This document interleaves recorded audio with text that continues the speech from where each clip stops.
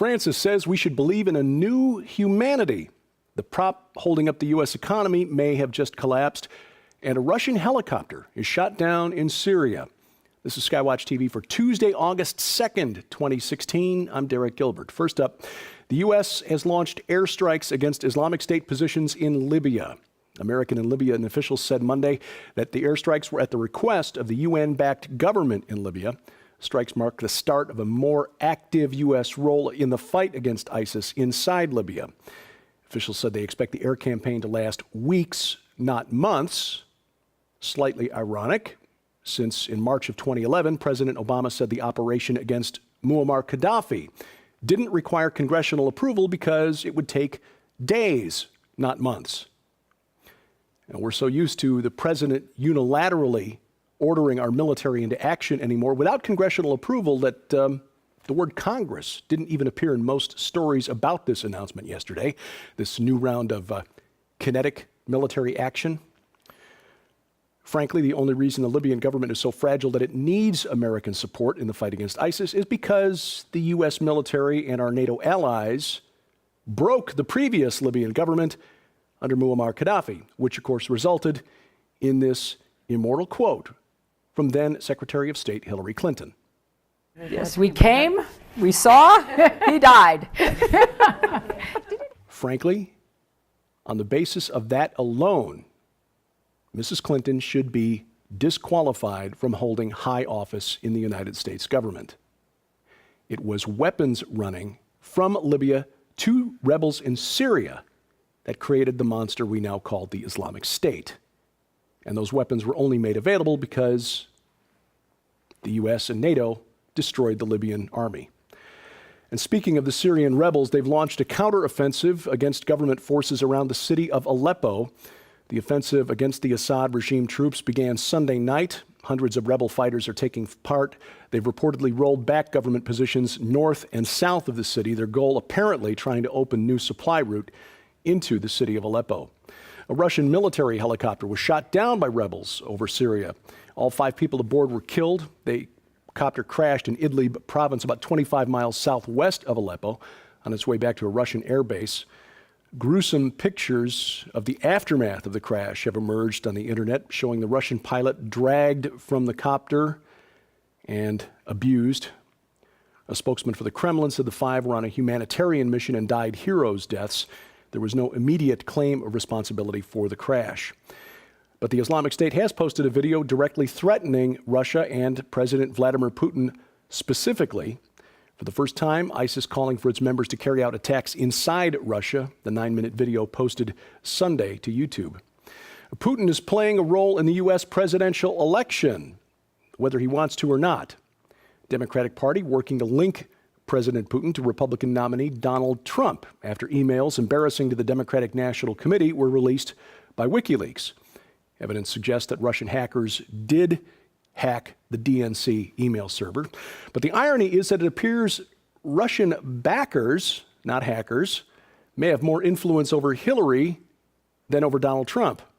A report issued Sunday by the nonpartisan government watchdog group Government Accountability Institute revealed that Hillary's campaign manager, John Podesta, sat on the board of a company alongside Russian officials that received $35 million from a Russian government fund linked to Vladimir Putin. And as part of her duties as Secretary of State, Hillary Clinton led U.S. involvement in a Russian government technology initiative intended to be Russia's equivalent of Silicon Valley. Well, 17 of the 28 tech companies that agreed to sponsor this new tech initiative in Russia, these companies were American, European, and Russian, either donated to the Clinton Foundation or paid Bill Clinton for speeches. And in 2014, the FBI issued a warning to several of the tech companies involved in this Russian project, said that the initiative may be a means for Russia to access sensitive technology or classified American technology. But as it turns out, the source of those leaked emails may be closer to home. NSA whistleblower William Binney said in an interview over the weekend that it's possible the hack was not done by Russian intelligence, but by a disgruntled American intelligence officer upset at Hillary's compromise of national security by handling top-secret documents on an unsecured private email server.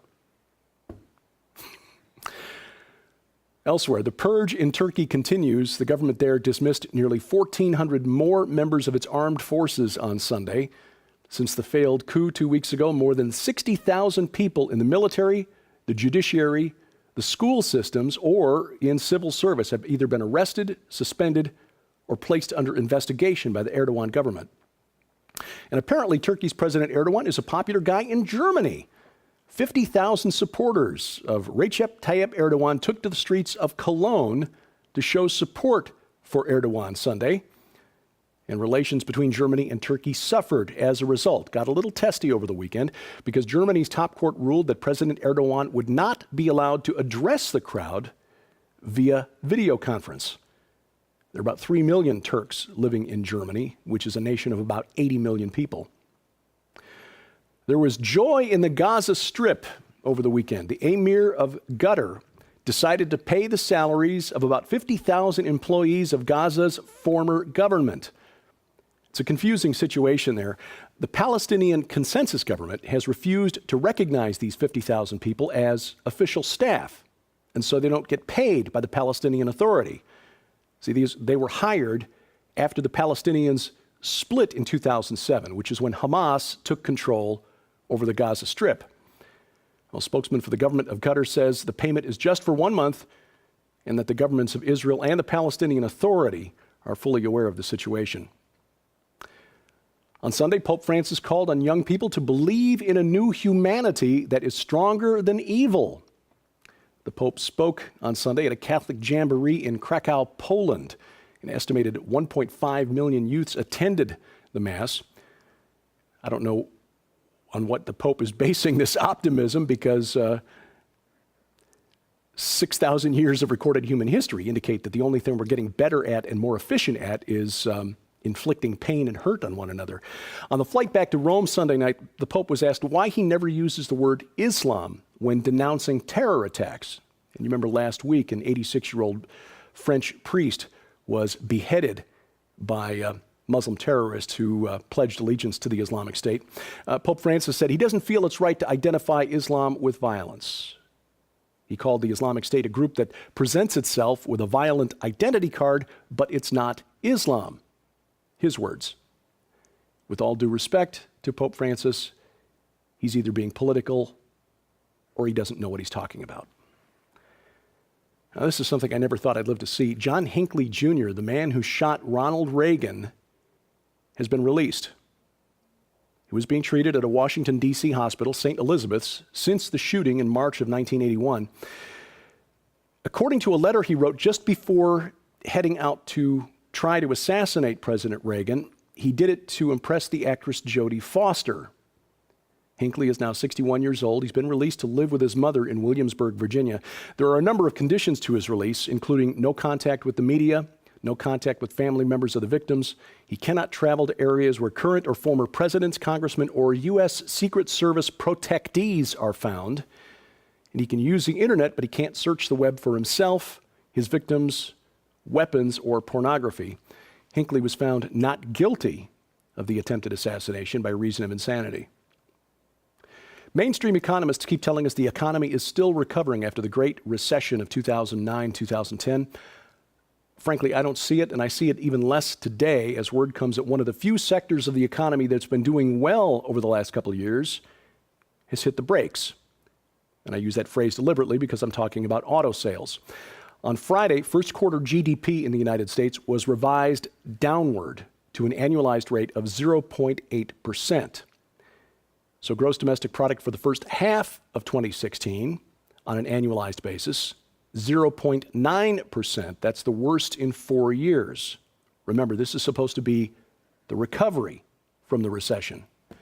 Well, the only thing that kept those numbers, those GDP numbers, from falling into negative territory, which indicates the economy contracting, which is the definition of recession or depression, was debt-financed consumer spending, especially on new cars. But car buying is slowing down. Retail auto sales over the first half of 2016 fell by 2%, but automakers had to shell out bigger and bigger incentives in the first half of the year to keep that number where it was, to keep it from falling even further. Our consumers, in fact, just maxed out on their credit. Well, when you see this trend line here and realize that car buyers are buying less, even though automakers are offering more in the way of incentives and rebates, it's a good bet that the answer is yes. And that's bad news for the American economy, because auto sales affects everything from retail sales to manufacturing to finance. Somebody's got to make all those auto loans, to transportation by ship, rail, and truck. In other words, if auto sales have hit the skids, the economy as a whole could soon follow. Be prepared. That, of course, leads to our next story. 10 years ago, I had the honor to interview Fox Business News host Lou Dobbs about his best-selling book, War on the Middle Class. And with news that's come out recently, Mr. Dobbs is looking like a prophet. In the second quarter of this year, the rate of home ownership in the United States fell to 62.9%. That is tied for the lowest rate since 1965, which is when the Census Department began tracking that particular statistic. This decline is due mainly to millennials because they are coming out of college with huge debt loads that make it difficult to qualify for home loans. Millennials are also putting off marriage and children. A higher percentage of them still living at home with mom and dad. And of course, if they're not married or have children, things that tend to drive home ownership in the first place, there's no real incentive to look to buy. Plus, they're stuck in kind of a vicious cycle. As more people rent instead of buy, demand for rental properties goes up versus the supply, which means that prices for monthly rents go up. Since they're paying more for rent, it makes it more difficult to save for a down payment to buy a house and get out of the rent cycle. But maybe the most relevant statistic is this. In 1970, 62% of earned income in the United States, 62% of people earning a wage were middle class. By 2014, that number had dropped to 43% of total income. The percentage of income earned by the middle class in the United States dropped from 62% to 43%, while the upper class share increased from 29% to 49%. So the real estate market also looking weak, which means we could see this trend toward record low levels of home ownership among American adults the record broken before the end of this year. Here's a story that, may help cool you off on a hot August day. Mammoths are coming back. At least if scientists in Russia and South Korea have their way. They are collaborating on a project to clone mammoths. Northeast Federal University in Yakutsk, Russia, which I researched is the city with the lowest average temperature of any city its size in the world. I mean, the average daily high temperature in December is like minus 30 Fahrenheit. So they've apparently got plenty of frozen samples of mammoth from which they're trying to extract DNA information. They're working together with the South Korean Foundation of Biotechnological Research on what they call the revival of the mammoth and other fossil creatures. It's those other fossil creatures that have me a little concerned. This week on SkyWatchTV, how do we make sense of the claim that giants once walked the earth? I mean, it's in the Bible. If we accept that the Bible is inspired, the Word of God, then we have to make a choice there. We either accept that giants once walked the earth, or we have to start taking a red pen and striking out parts of the Bible we don't like, and that's a slippery slope.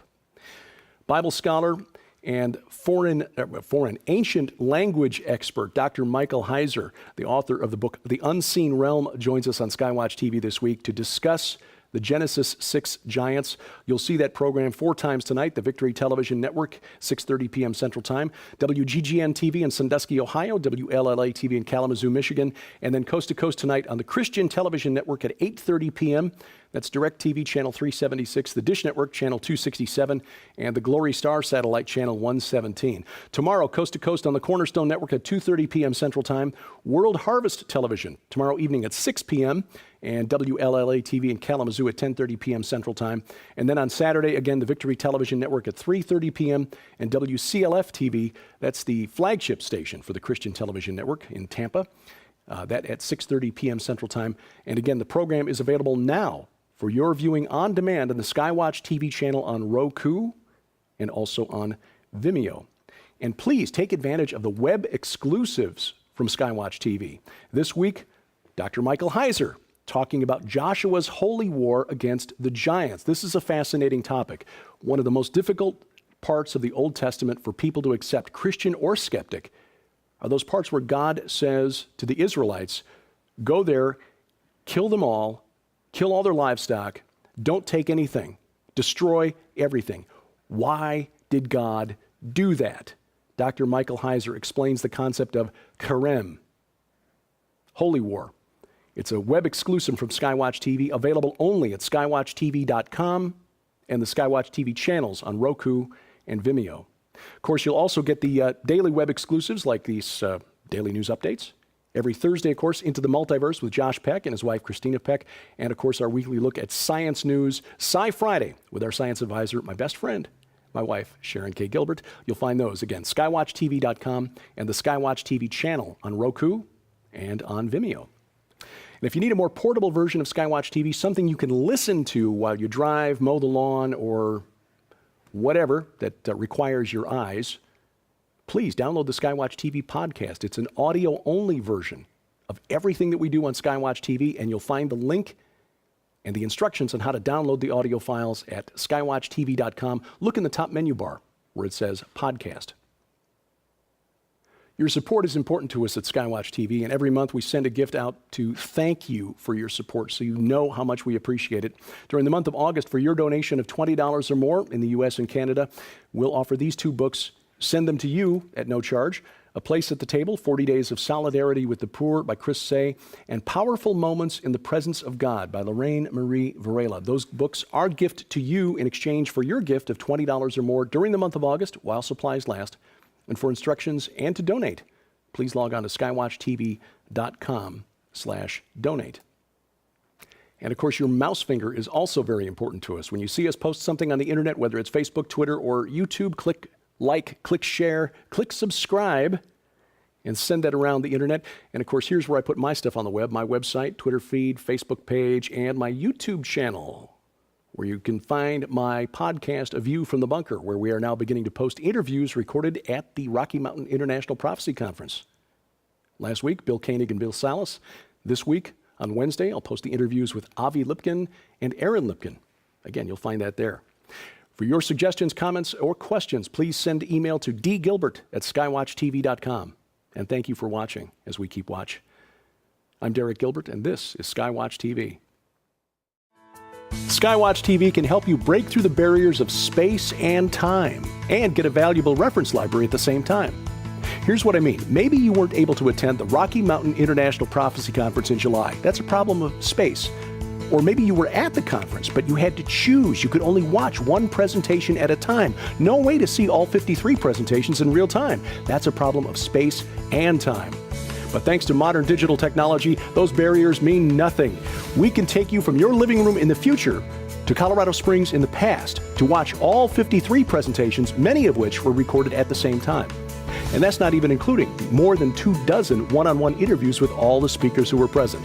When you pre-purchase the complete DVD set from the Rocky Mountain International Prophecy Conference from SkyWatch TV, you'll get all 53 presentations recorded live, plus the 24 one-on-one interviews, and we will add the 5-volume Researcher's Library of Ancient Text. That alone is a $150 value. Your cost, $149.95 plus shipping and handling. This is a limited time offer. Your opportunity to travel from your living room in the future to Colorado Springs in the past and watch all 54 presentations from the Rocky Mountain International Prophecy Conference without ever leaving your comfy chair. Time and space, no problem for SkyWatch TV. Order now by calling 844-750-4985 or log on to skywatchtvstore.com.